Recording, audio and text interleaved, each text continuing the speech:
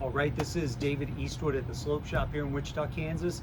And today I'm gonna give you a little rundown about goggles. All right, I'm gonna give you some general information. I'm gonna get a little bit more technology, a little bit of science stuff. All right, and goggles can be a very basic piece of equipment. It can also be something that you spend a lot of money on because you really go and really value those goggles. Prices are gonna start around $35. They can go up to $235. You get a lot of technology going on with the upper end goggles. So just a general overview, what makes a goggle good, what makes it so expensive, a couple of different things. First, it's all about the fit. You can get with different lenses, colors, tints, how much light's coming in, but the fit of the goggle is really where we start. Everybody's face is a different shape, everybody's nose is a different shape.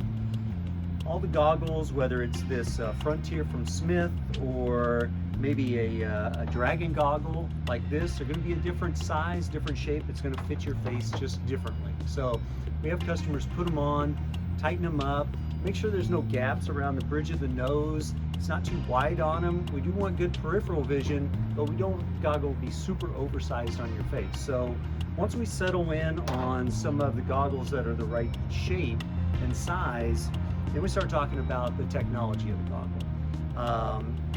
The lens color and the lens tint are something everybody needs to focus on.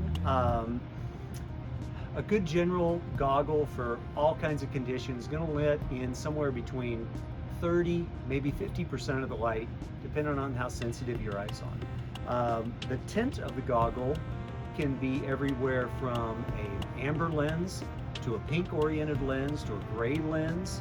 Everybody's eyes are a little bit different. Everybody's eyes work different with that alpine light. So they make a ton of different lens colors, and that will help you determine what kind of things are in front of you that you need to avoid, whether it's ice, whether it's soft snow, hard pack, and you interpret that information.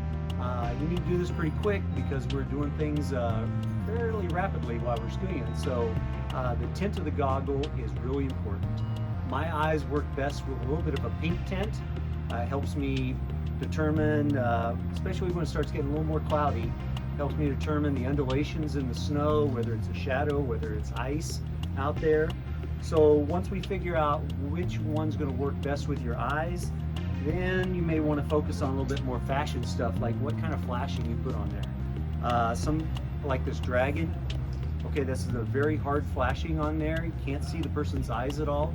This tends to darken up the lens a little bit. So usually when you go with a really hard flashing on there, you want to get the visibility a little bit more at that, closer to that 50%, because once you put the flashing on there, now you're down to 40%.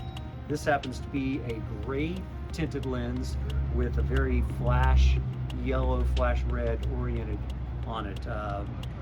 And people, are buying their goggles for a little bit more fashion than other things than just visibility. Like this, I picked on this Frontier from Smith. Very basic goggle, but it's very good. This lens color has been around for a long time. It's an RC36. 36 light transmission, 36% light transmission comes through it. It's got a little rose, it's got a little copper. That's a pink hue with just a little bit of darkness to help you out when it gets really sunny outside. This is around $40. It's everything you need in a goggle. It works great for people that are going on 3-4 day ski trips. All right, you don't have to spend a ton of money. We've got one out here. This is also from Smith, and this one's called a 4D Mag. All right, this is their newest technology out there, and this one comes with 2 different lenses. You're going to get one for sunny days, you're going to get one for cloudy days. And changing the lenses on this, it becomes super simple that I can do it even while I'm talking to you. So you just take it out, held in place by magnets, you throw it back together. You may be able to do this fairly quickly. And then you just cinch it up. And it's so easy, I might even be able to do that while I'm on the chairlift because I'm not fumbling around with the lens quite as much as some of the other ones. All the lenses are interchangeable. Some like this 4D Mag make it really, really simple to do. All right. You're going to get, like I said, 2 different lenses when you go up to this technology. So you're really honing in on what kind of day is it and what do I really need out of my goggles. If it's a super cloudy day, you want to get something with a whole bunch of light transmissions, very yellow oriented, very orange oriented, maybe even a really light color of pink.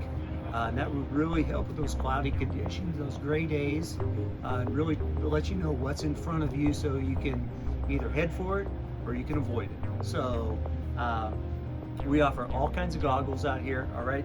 Oakley, Smith, Dragon, we have some Gordinis, got all price ranges, and there's different technologies that come with each one.